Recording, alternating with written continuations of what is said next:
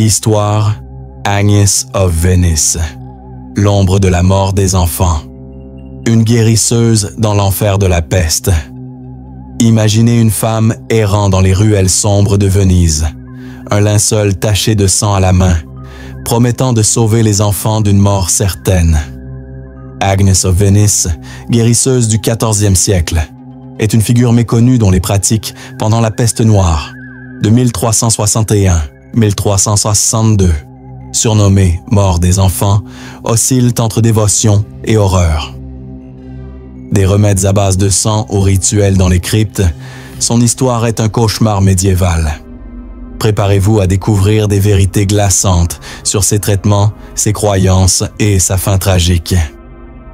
Appuyez sur like, abonnez-vous et laissez un commentaire pour partager vos pensées et répandre cette histoire fascinante. La guérisseuse face à la mort des enfants. Dans les années 1361-1362, la peste noire, appelée mort des enfants pour sa cruauté envers les plus jeunes, ravagea Venise, tuant des milliers de personnes.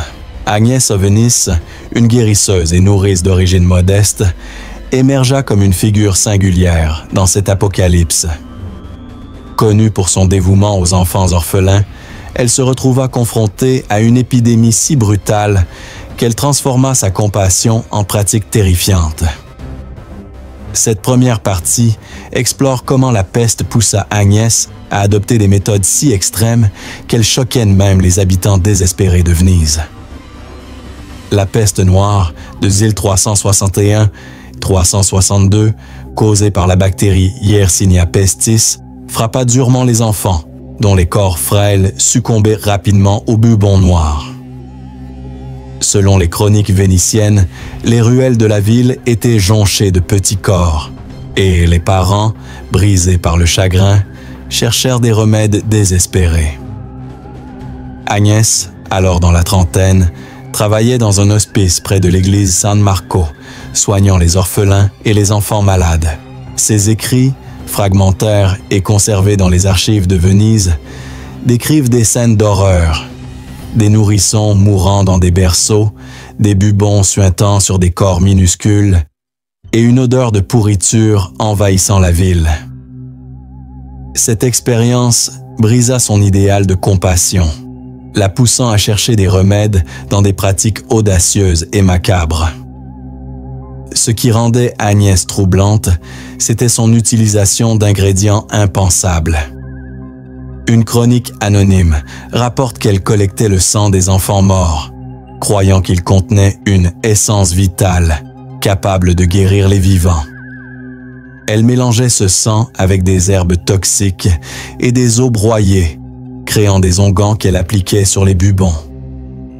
Une anecdote glaçante raconte qu'elle incisa un bubon à vif sur un nourrisson, ignorant ses cris, convaincue que la douleur était un sacrifice nécessaire pour apaiser Dieu. Les rares survivants voyaient en elle une sainte, mais d'autres murmuraient qu'elle pactisait avec des forces obscures. Les analyses modernes, comme celle de l'historien Giovanni Rossi, suggèrent qu'Agnès s'inspirait des traditions médicales médiévales, où le sang était parfois utilisé symboliquement. Cependant, sa ferveur religieuse ajoutait une dimension mystique à ses actes.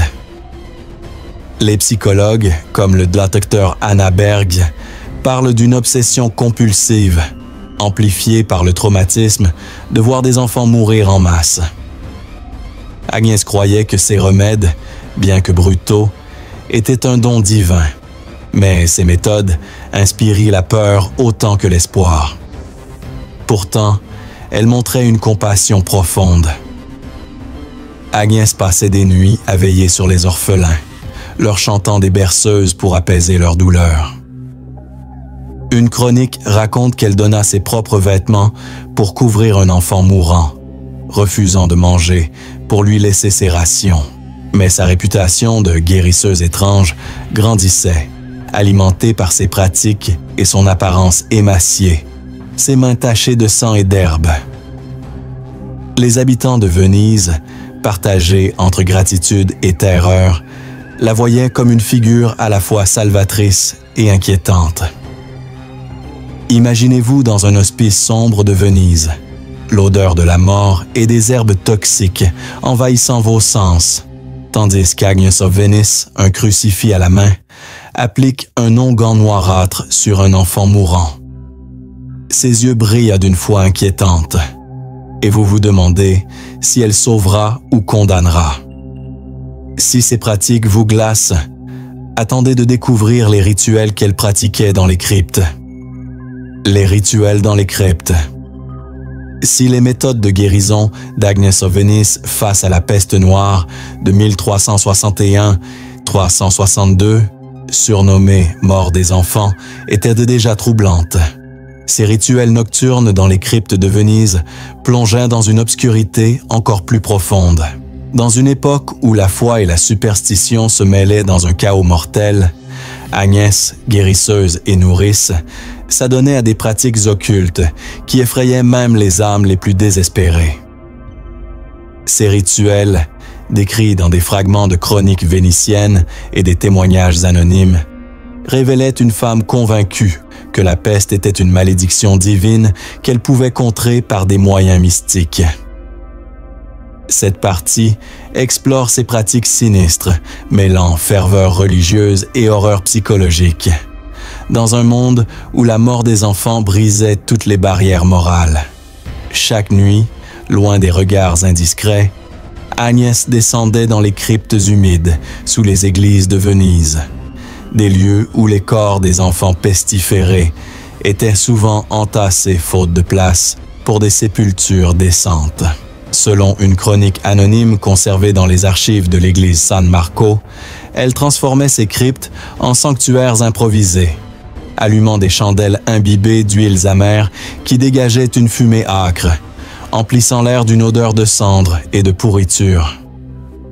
Là, elle manipulait des objets macabres, ossements d'enfants prélevés sur les cadavres, fragments de linceul tachés de sang et même des mèches de cheveux arrachées aux mourants.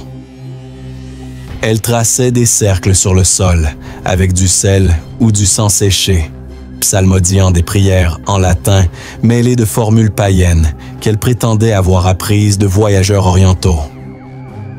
Ces rituels, selon un prêtre local, étaient destinés à apaiser les esprits des enfants morts et à invoquer la clémence divine pour arrêter la peste. Ce qui rendait ces pratiques particulièrement terrifiantes, c'était leur intensité fanatique. Une anecdote glaçante, rapportée par un chroniqueur vénitien, raconte qu'un sacristain, entré par erreur dans une crypte où Agnès pratiquait un rituel, s'enfuit en hurlant après avoir vu des crânes d'enfants disposés en forme de pentagramme autour d'une chandelle vacillante. Il affirma qu'Agnès, les mains couvertes de cendres et de sang, semblait en transe, ses yeux fixés sur une fiole contenant un liquide noirâtre, peut-être du sang d'enfant mélangé à des herbes toxiques comme la belladone. Les rumeurs disaient que ces rituels n'étaient pas seulement destinés à guérir, mais aussi à protéger Agnès elle-même, qu'elle croyait maudite par les âmes des enfants qu'elle n'avait pas pu sauver. Les habitants de Venise, bien que désespérés, étaient divisés face à ces pratiques. Une lettre anonyme, découverte dans une archive monastique, décrit comment Agnès convainquit une communauté de mères endeuillées de participer à un rituel collectif dans une crypte, où chacune devait offrir un objet personnel, une poupée, une mèche de cheveux, pour nourrir les esprits et arrêter la peste. Une mère, selon le récit, donna un ruban appartenant à sa fille morte, espérant apaiser la maladie. Mais lorsque la peste continua de frapper, la communauté accusa Agnès de sorcellerie et elle dut fuir sous la menace de violence. Ces incidents renforçaient sa réputation de guérisseuse maudite, une figure à la fois vénérée pour son dévouement et redoutée pour ses actes. Les analyses modernes offrent un éclairage fascinant sur ces pratiques. Les historiens, comme Giovanni Rossi, notent que les rituels d'Agnès reflétèrent les croyances syncrétiques de l'époque, où le christianisme médiéval se mêlait aux traditions païennes et aux pratiques orientales. Sa foi, bien que profonde, était déformée par le traumatisme de la peste, la poussant à chercher des solutions dans l'irrationnel. Les psychologues, comme le docteur Anna Berg, parlent d'une possible dissociation psychologique, où Agnès, confrontée à l'impuissance face à la mort des enfants, utilisait les rituels pour donner un sens à l'horreur. Cette obsession pourrait aussi être liée à un stress post-traumatique, amplifié par des années d'exposition à la souffrance et à la mort, particulièrement celle des plus jeunes. Pourtant, il y avait une étrange compassion dans ces actes. Agnès croyait sincèrement que ces rituels sauveraient des vies et elle jeûnait souvent pour offrir ses maigres rations aux enfants affamés. Une chronique raconte qu'elle passa une nuit entière à prier dans une crypte, demandant pardon pour les âmes des petits pestiférés. Mais ces gestes ne suffisaient pas à apaiser la méfiance des habitants. Les prêtres, scandalisés par ces pratiques, la dénonçaient comme hérétique. Et les rumeurs de pactes démoniaques se répandaient comme la peste elle-même. Ces accusations la forçaient à s'isoler davantage, cherchant refuge dans les profondeurs des cryptes où elle poursuivait ses rituels, entourée de ténèbres et de silence. L'impact de ces pratiques allait au-delà d'Agnès elle-même. Les familles des enfants morts, souvent forcées de participer à ces rituels, vivaient dans la terreur. Une histoire tragique rapporte qu'une mère, suivant les instructions d'Agnès, brûla les vêtements de son fils décédé dans un rituel, espérant sauver sa fille cadette. Lorsque la fille mourut, la mère s'effondra, accusant Agnès d'avoir attiré la colère divine. Ces récits renforcèrent la peur qu'elle inspirait, transformant chaque crypte en un lieu de cauchemar où la foi se mêlait à l'horreur. Les habitants, bien que dépendants de ses soins, murmuraient que son toucher portait malheur, et certains refusaient de croiser son chemin, craignant qu'elle ne les maudisse. Les autorités religieuses, déjà méfiantes envers les guérisseurs indépendants, surveillaient Agnès de près. Une chronique rapporte qu'un prêtre tenta de l'arrêter après avoir appris qu'elle utilisait des ossements d'enfants dans ses rituels, les considérant comme sacrilèges. Agnès, habile oratrice, se défendait en invoquant sa mission divine de sauver les enfants, mais ses arguments ne convainquirent pas tous. Sa réputation ambiguë, sainte pour les désespérés, sorcière pour les sceptiques, la rendait vulnérable, et elle vivait dans la peur constante d'être dénoncée ou attaquée par une foule en colère. Les analyses psychologiques modernes suggèrent qu'Agnès pourrait avoir souffert d'un trouble obsessionnel compulsif, amplifié par le chaos de la peste. Sa fixation sur les rituels, comme l'utilisation de sang et d'ossements, reflétait une tentative désespérée de contrôler l'incontrôlable, de trouver un sens dans un monde où les enfants mouraient par milliers. Les historiens, comme Giovanni Rossi, notent que son comportement était typique des guérisseurs de l'époque, qui mélangeaient médecine et mysticisme dans un monde où la science était limitée. Pourtant, ces pratiques extrêmes la distinguaient, faisant d'elle une figure à la fois fascinante et terrifiante. Une femme dont le dévouement aux enfants se transformait en une obsession morbide. Imaginez-vous dans une crypte froide de Venise, l'odeur de la mort et des herbes toxiques emplissant vos narines, tandis qu'Agnès of Venice, entourée de chandelles vacillantes, murmure des incantations au milieu de crânes d'enfants. Chaque craquement dans l'obscurité semble annoncer un danger. Et vous vous demandez si ces rituels apporteront le salut ou la damnation. Si ces pratiques occultes vous glacent le sang, attendez de découvrir les traitements brutaux qu'elle infligeait à ses jeunes patients. Les traitements brutaux.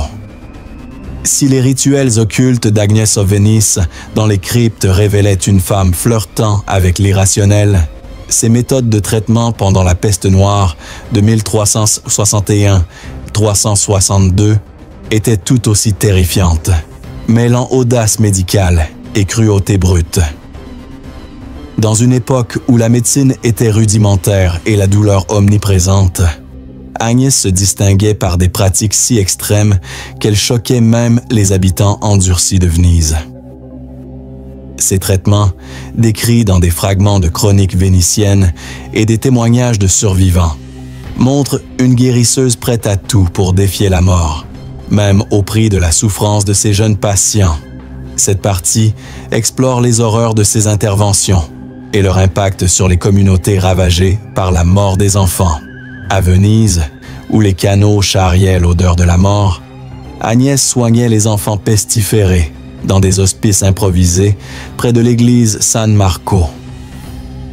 Selon les chroniques de l'époque, les hospices étaient des lieux de désespoir, où les petits corps s'entassaient, leurs bubons noirs suintant de puces. Agnès, avec ses connaissances médicales acquises auprès de guérisseurs locaux, utilisait des méthodes brutales pour traiter ces bubons. Une chronique anonyme rapporte qu'elle incisait les abcès à vif avec un scalpel rouillé, sans anesthésie, convaincue que la douleur purifiait le mal. Les cris des enfants résonnaient dans les hospices, et certains survivants décrivaient l'odeur âcre du sang et des herbes toxiques, mélangées à la puanteur des corps en décomposition. Ce qui rendait ces traitements encore plus sinistres, c'était son utilisation d'ingrédients macabres. Agnès concoctait des onguents à base de sang d'enfants morts, d'os broyés et de plantes comme la mandragore, qu'elle appliquait directement sur les plaies. Une anecdote glaçante, consignée dans une archive monastique, raconte qu'elle força un garçon à boire une potion contenant des fragments de peau prélevés sur un cadavre, affirmant que cela renforcerait son âme contre la peste. Le garçon mourut peu après, mais Agnès attribua son décès à la faiblesse de son esprit, non à son traitement. Ces pratiques, bien que désespérées, reflétèrent sa croyance que le corps des enfants contenait des pouvoirs mystiques capables de repousser la maladie.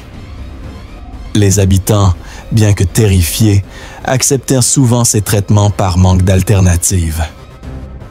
Une lettre anonyme décrit une scène où une foule tenta de lyncher Agnès après qu'un enfant mourut sous son scalpel, son corps couvert d'onguents noirs.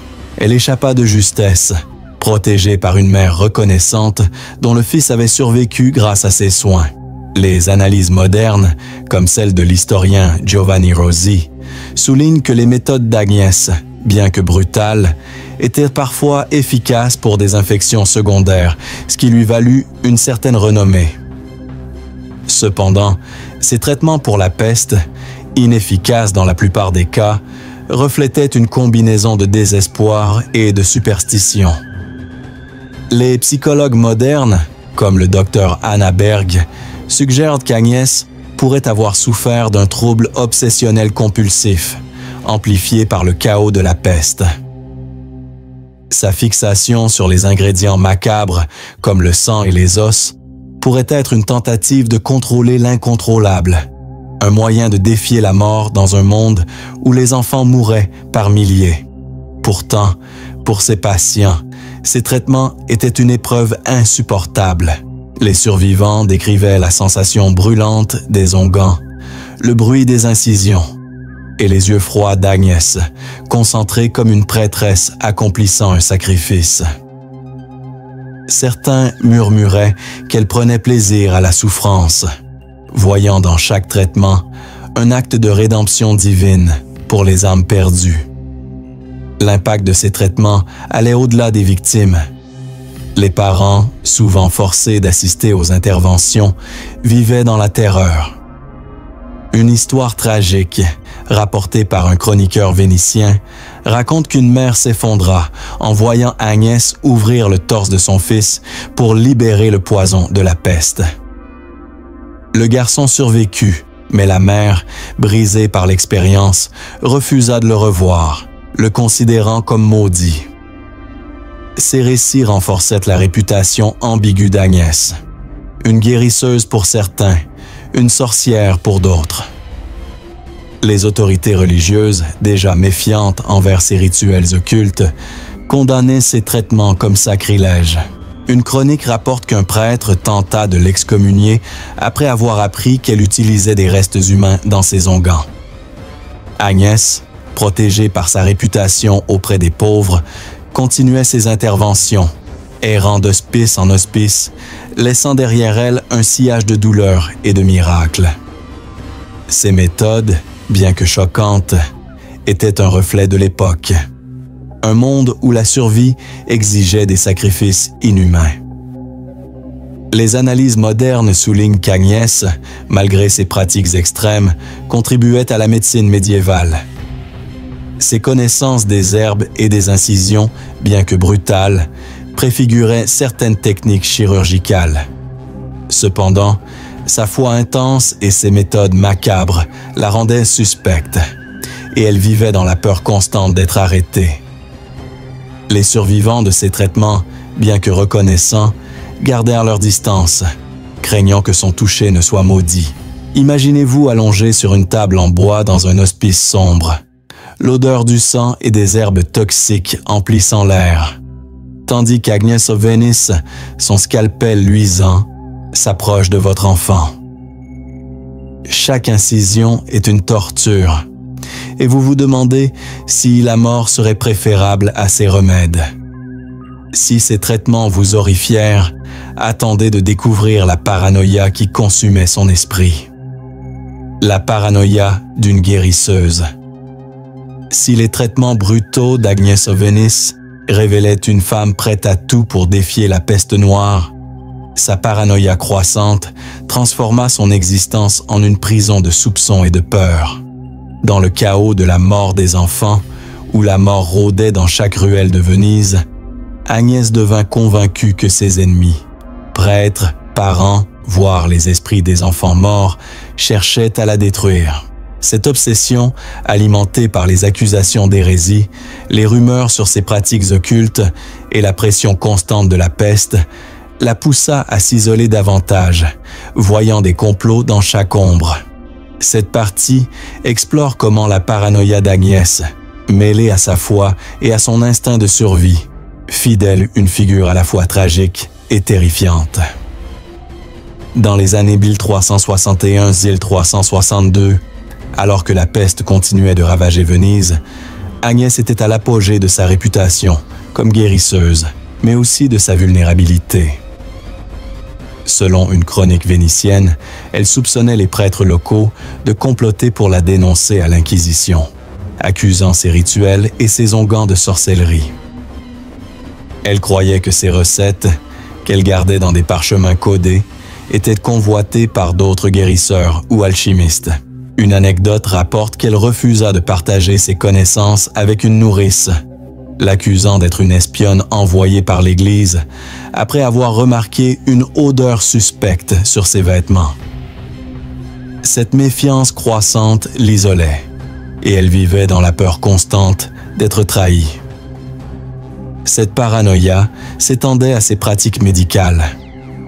Agnès était convaincue que ces ingrédients macabres, sang d'enfant, os broyés, étaient ciblés par des voleurs ou des sorciers. Une lettre anonyme, découverte dans une archive monastique, décrit comment elle cachait ses potions dans des coffres scellés et dormait avec un crucifix et un poignard à portée de main, craignant que des intrus ne s'introduisent dans son hospice. Cette méfiance atteignit son paroxysme lorsqu'elle accusa une mère de maudire ses instruments, affirmant que leur inefficacité lors d'une opération était due à un sortilège. L'incident, consigné dans une chronique religieuse, provoqua un scandale, renforçant les accusations d'hérésie qui pesaient sur elle. Ce qui rendait cette paranoïa encore plus troublante, c'était son impact sur ceux qui l'entouraient. Ses apprenants, souvent des jeunes femmes recrutées dans les hospices, vivait dans la peur de ses colères. Une histoire tragique raconte qu'une novice fut chassée après avoir renversé une fiole contenant un onguent pestiféré. Agnès, convaincue que c'était un acte de sabotage, la menaça avec son poignard, hurlant que les traîtres seraient punis par la peste elle-même. La novice disparut, et certains murmuraient qu'elle avait succombé à la peste ou à la faim.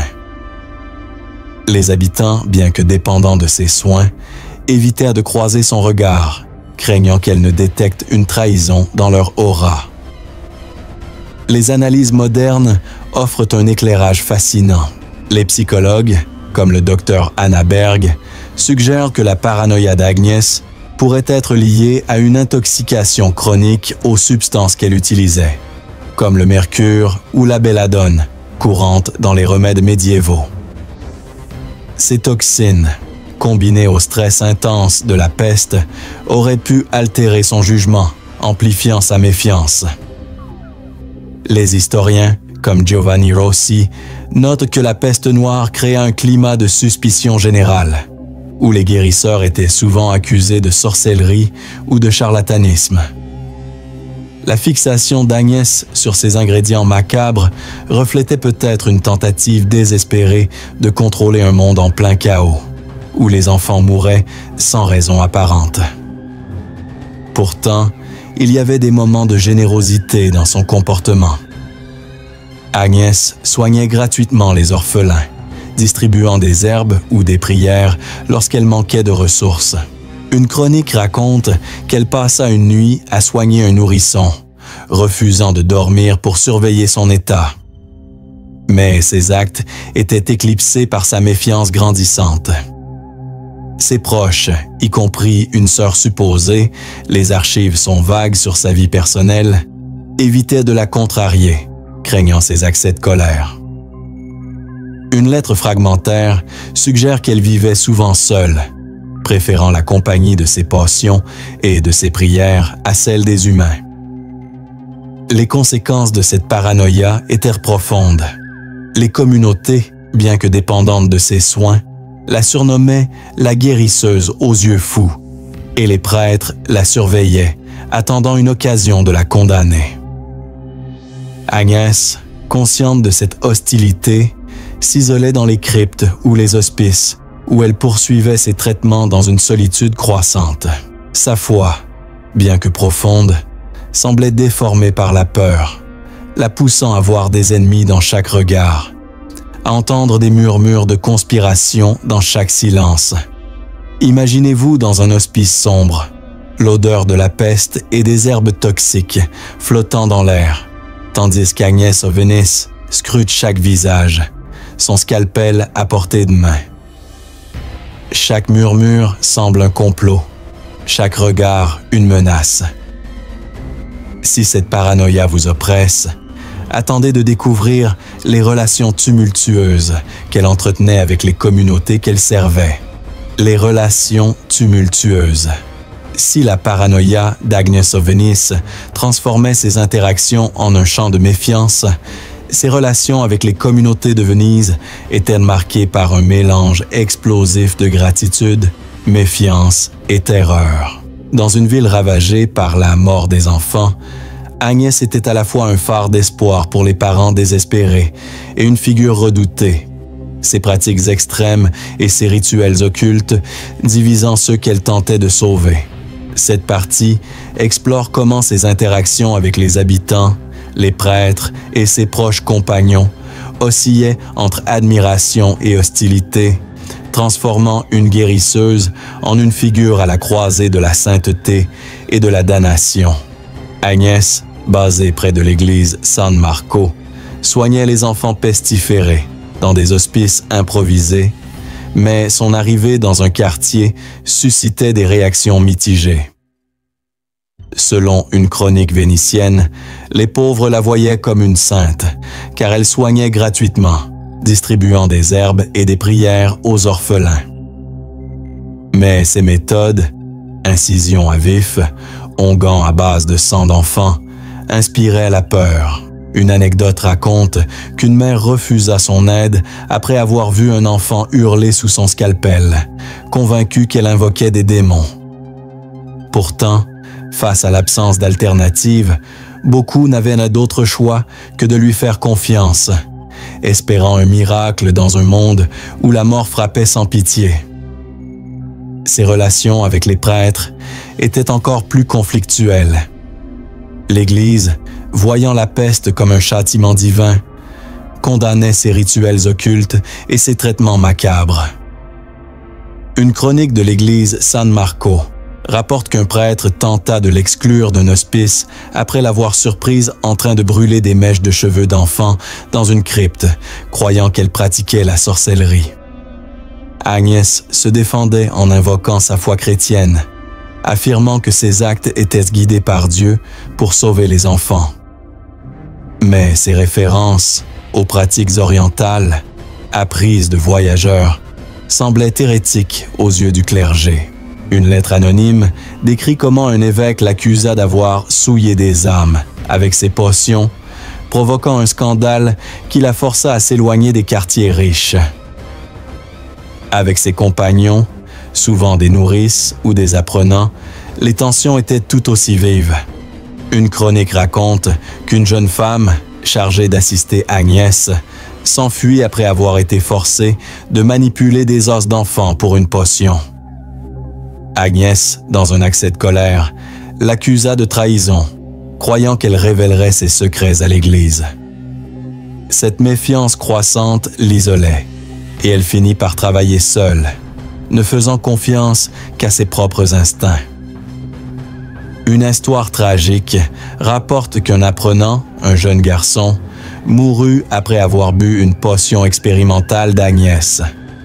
Bien que non intentionnel, cet incident renforça les rumeurs de sorcellerie et les familles des victimes commencèrent à l'éviter, même celles qu'elle avait sauvées. Les analyses modernes, comme celle de Giovanni Rossi, soulignent que les tensions d'Agnès reflétaient les divisions de l'époque. La peste exacerbait les conflits entre sciences naissantes et dogmes religieux. Les psychologues, comme le docteur Anna Berg, parlent d'un possible trouble narcissique, où Agnès cherchait l'admiration tout en méprisant ceux qui doutaient d'elle. Sa foi intense, bien que sincère, était déformée par le traumatisme, la poussant à des comportements qui aliénaient même ses alliés. Sa fixation sur les ingrédients macabres, comme le sang et les os, pourrait aussi indiquer une obsession compulsive, amplifiée par le chaos de la peste et la douleur de voir des enfants mourir. Pourtant, il y avait des moments de générosité.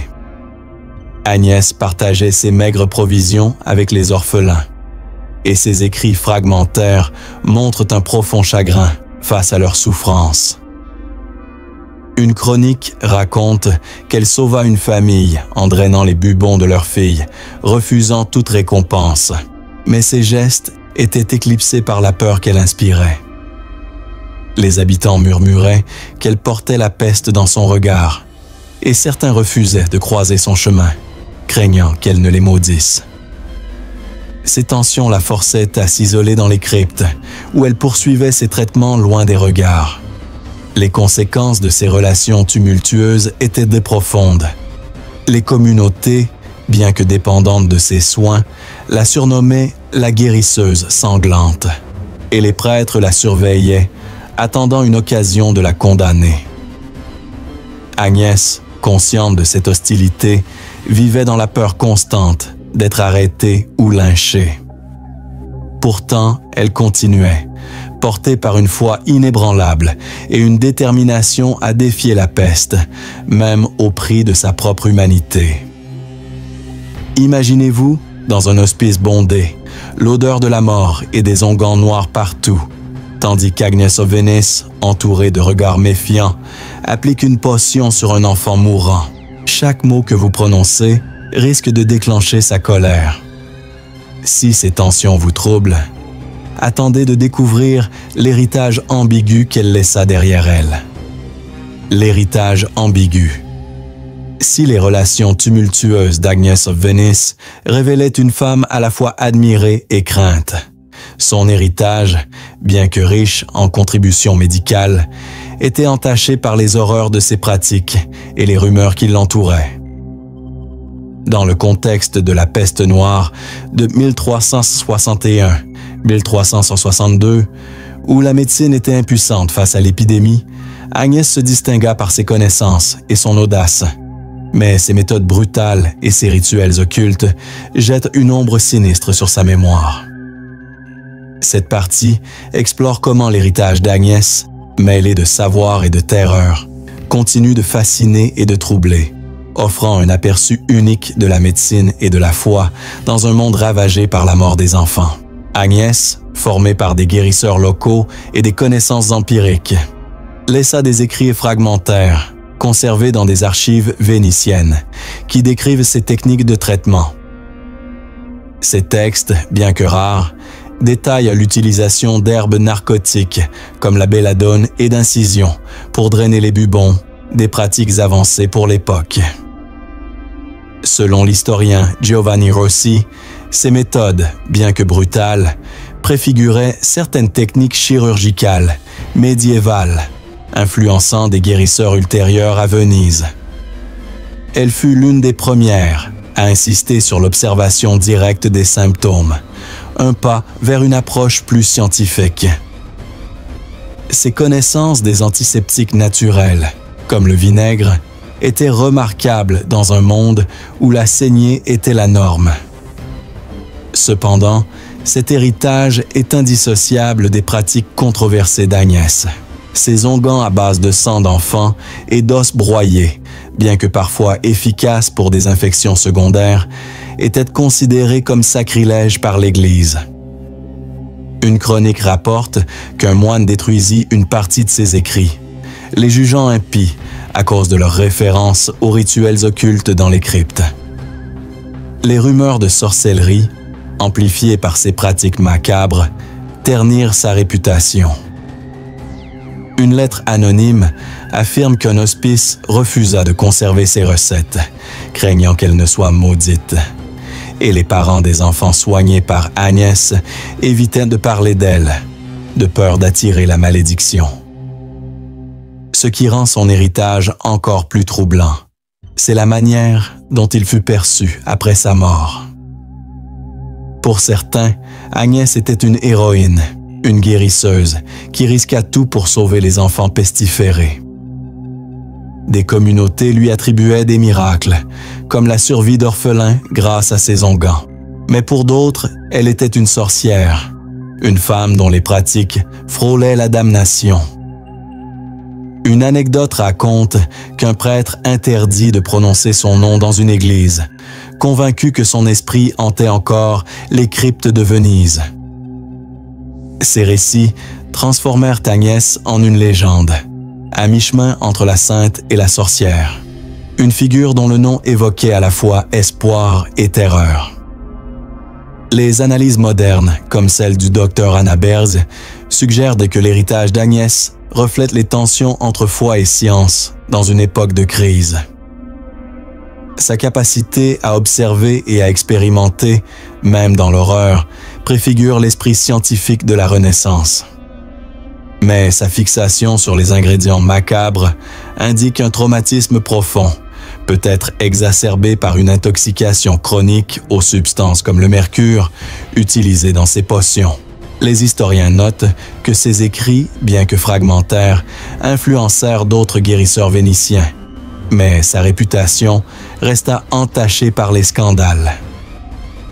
Ses recettes, copiées par des apothicaires, étaient souvent annotées de mise en garde contre leur contenu impie. Les conséquences de cet héritage allaient au-delà d'Agnès.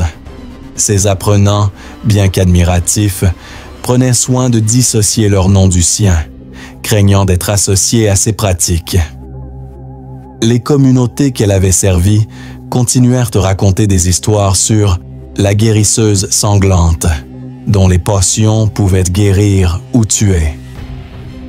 Même ses écrits, conservés dans des archives monastiques, étaient rarement consultés, de peur qu'il ne porte malheur. Pourtant, ces textes perdurèrent, offrant un aperçu unique de la médecine et de la foi dans un monde ravagé par la peste, où la mort des enfants semblait être une punition divine. L'impact d'Agnès allait au-delà de ses contributions médicales. Elle devint une figure de légende, utilisée dans les contes pour effrayer les enfants ou inspirer les guérisseurs. Une chronique raconte qu'un apothicaire vénitien, des années après sa mort, revendiquait avoir adapté ses recettes, omettant les ingrédients macabres pour éviter les accusations d'hérésie. Mais la peur associée à son nom persistait, et les cryptes où elle pratiquait ses rituels devinrent des lieux maudits, évités par les habitants.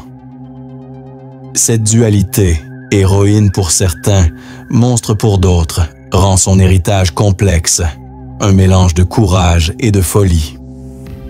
Imaginez-vous, feuilletant un parchemin ancien, ces pages remplies de recettes étranges et de prières désespérées, tandis que l'ombre d'Agnes of Venice plane sur vous. Ces mots sont un témoignage de courage, mais aussi de folie. Si cet héritage ambigu vous intrigue, attendez de découvrir le mystère de sa mort. La mort mystérieuse. Si l'héritage ambigu d'Agnes of Venice oscillait entre génie et horreur, sa mort, survenue vers la fin des années 1361-1362, reste l'un des mystères les plus troublants de son histoire. À un âge avancé pour l'époque, probablement autour de 40 ans, Agnès disparut dans des circonstances obscures, laissant derrière elle des rumeurs de malédiction, d'empoisonnement et de châtiment divin. Dans le contexte de la peste noire, où la mort était omniprésente, sa fin semble liée à ses pratiques extrêmes et à la peur qu'elle inspirait. Cette dernière partie explore le mystère de sa mort, révélant une vérité aussi glaçante que sa vie et offrant une réflexion sur une femme déchirée entre la quête de salut et la terreur de la damnation. Les détails de la mort d'Agnès sont fragmentaires, tirés de chroniques vénitiennes et de témoignages contradictoires. Selon un manuscrit conservé dans les archives de l'église San Marco, Agnès fut vue pour la dernière fois dans un hospice près de Venise, soignant des enfants lors d'une nouvelle vague de la peste. Une nuit, après avoir pratiqué un rituel dans une crypte, elle disparut sans laisser de traces. Certains habitants affirmèrent qu'elle s'était retirée dans un couvent isolé pour expier ses péchés, cherchant à apaiser les esprits des enfants morts. D'autres, dans une chronique anonyme, prétendirent qu'elle fut assassinée par une foule en colère, lassée de ses pratiques occultes et de ses traitements brutaux qui avaient coûté la vie à trop d'enfants. Une rumeur particulièrement sinistre suggère un empoisonnement. Une analyse moderne, bien que spéculative, faute de reste, propose qu'Agnès aurait pu succomber à une intoxication au mercure, utilisée dans ses potions pour ses propriétés antiseptiques. Une lettre anonyme, découverte dans une archive monastique, affirme qu'une mère, brisée par la mort de son enfant sous les soins d'Agnès, aurait glissé une herbe toxique, peut-être de la belladone, dans sa nourriture. Une autre hypothèse, avancée par l'historien Giovanni Rossi, suggère que l'épuisement et la malnutrition, combinés à son exposition prolongée à des substances dangereuses, auraient conduit à une mort lente, son corps affaibli par des années de lutte contre la peste. Les récits religieux offrent une version plus mystique. Une chronique rapporte qu'Agnès fut trouvée morte dans une crypte, entourée de chandelles éteintes et de fioles brisées, son corps couvert de symboles alchimiques tracés dans la poussière. Les habitants, terrifiés, crurent qu'elle avait été frappée par un châtiment divin pour ses rituels hérétiques, ses yeux grands ouverts, comme fixés sur un au-delà tourmenté. Une rumeur encore plus sombre suggère qu'elle tenta un dernier rituel, utilisant son propre sang pour invoquer la fin de la peste, mais que cet acte la condamna à une agonie solitaire. Les villageois, effrayés par cette découverte, refusèrent de toucher son corps, le laissant pourrir, jusqu'à ce qu'un moine accepte de l'enterrer dans une fosse anonyme, loin des regards. Les analyses modernes, comme celle du docteur Anna Berg, proposent que la mort d'Agnès pourrait être liée à un effondrement psychologique et physique, causé par des années de stress, de malnutrition et d'exposition à des toxines comme le mercure ou la belladone. Sa foi, bien que profonde, était déformée par le traumatisme de voir des enfants mourir en masse, et son obsession pour les rituels pourrait indiquer une tentative désespérée de donner un sens à l'horreur. Les historiens notent que sa mort, qu'elle soit due au poison, à la maladie ou à une malédiction imaginaire, marqua la fin d'une vie déchirée entre la quête de salut et la peur de la damnation. L'impact de sa mort allait au-delà de sa personne. Après sa disparition, ses écrits continuèrent d'être copiés, influençant la médecine vénitienne, mais avec prudence. Les apothicaires qui utilisaient ces recettes omettaient souvent les ingrédients macabres, craignant les accusations d'hérésie. Les récits de ses pratiques occultes et de ses traitements brutaux transformèrent son nom en légende. Les habitants racontaient des histoires sur la guérisseuse sanglante, dont l'âme errait dans les cryptes de Venise, cherchant des enfants à guérir ou à maudire. Même ses apprenants prenaient soin de dissocier leur nom du sien, craignant d'être associés à ces scandales. Pourtant, il y avait une tragédie profonde dans cette fin. Agnès, malgré ses méthodes extrêmes, avait sauvé des vies là où d'autres avaient échoué. Ces innovations, comme l'utilisation de narcotiques pour atténuer la douleur et d'antiseptiques naturels, préfiguraient des avancées médicales majeures. Mais la peste noire, avec son cortège de terreur et de superstition, l'avait transformé en une figure à la fois héroïque et monstrueuse. Sa mort, qu'elle soit due à la violence d'une foule, à la maladie ou à un sacrifice ultime, reste un mystère qui continue de hanter l'histoire de Venise. Les récits postérieurs à sa mort amplifièrent sa légende. Une chronique tardive rapporte que des guérisseurs vénitiens revendiquaient son héritage, mais en secret, de peur d'être accusés de sorcellerie. Les cryptes où elle pratiquait ses rituels devinrent des lieux maudits, évités par les habitants qui croyaient entendre des murmures d'enfants la nuit. Cette aura de mystère entoura son nom pendant des générations, faisant d'Agnès une figure à la fois admirée et crainte, un symbole du courage et de la folie face à une épidémie implacable. Imaginez-vous, dans une crypte sombre de Venise, l'odeur de la mort et des herbes toxiques partout, tandis que vous découvrez le corps sans vie d'Agnes of Venice, entouré de chandelles éteintes et de fioles brisées, des symboles étranges tracés autour d'elle. Était-elle une sainte brisée par la peste ou une femme maudite par ses propres excès? Son histoire, tissée de courage et d'horreur, continue de hanter l'histoire. Si cette histoire vous a choqué, appuyez sur like, partagez et laissez un commentaire sur ce qui vous a le plus surpris. Abonnez-vous pour découvrir d'autres secrets historiques.